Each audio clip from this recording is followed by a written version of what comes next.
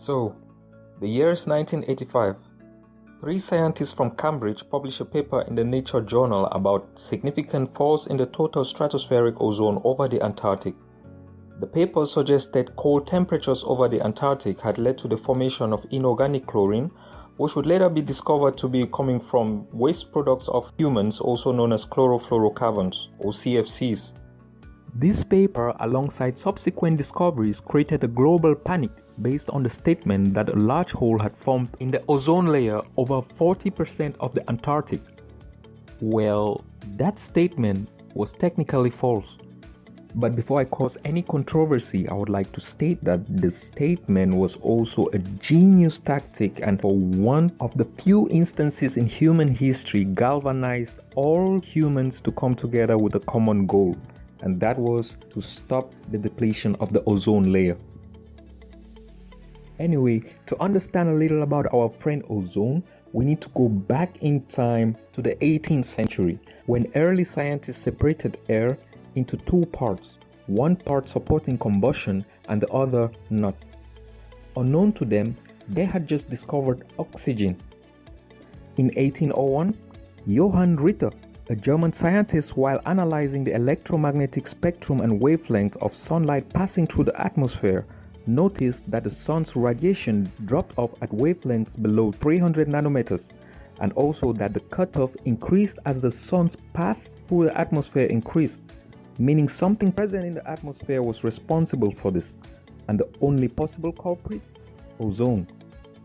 By the 1900s, advancements in spectroscopy enabled Bourne Dobson, a British scientist, equipped with latest equipments to set up the first equipments capable of regular measurements, and in so doing noticed seasonal variations in the concentration of ozone in the atmosphere.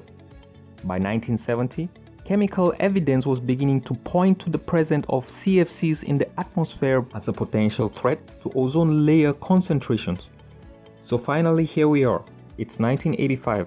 Published ozone record measurements over a 30-year period revealed a general decline by up to 40% in 1984, and so news from the published paper spread like wildfire and caused a global panic. There was a giant hole on the Earth's shield over the southern hemisphere, and the hole was only increasing. Recent attention to the destruction of the ozone layer in our atmosphere is becoming a global issue. Even NASA's satellite images were presented to support the story.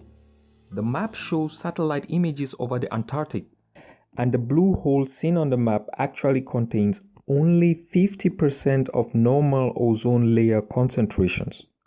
But it should be noted that these low ozone concentrations were mostly recorded during the spring season of every year, or in other words, the hole appeared during the spring months of every year.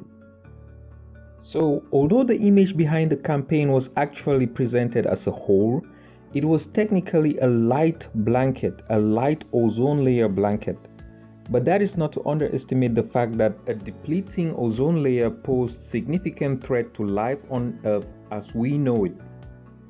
But let's come back to our maps that show us the ozone layer. If you recall, I said the hole appears during the spring months of every year. The reason for this is due to atmospheric reactions that occur at the Antarctic during spring months, where low temperatures speed up the reactions between ozone and CFCs, leading to the depletion of the ozone layer.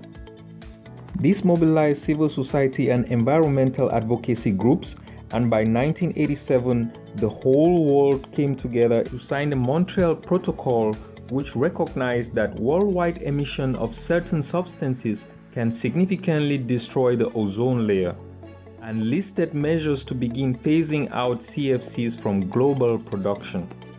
So, as strange as it may seem in today's complex world of perpetual conflicts, the whole world came together to ratify this convention and start phasing out CFCs from the global supply market.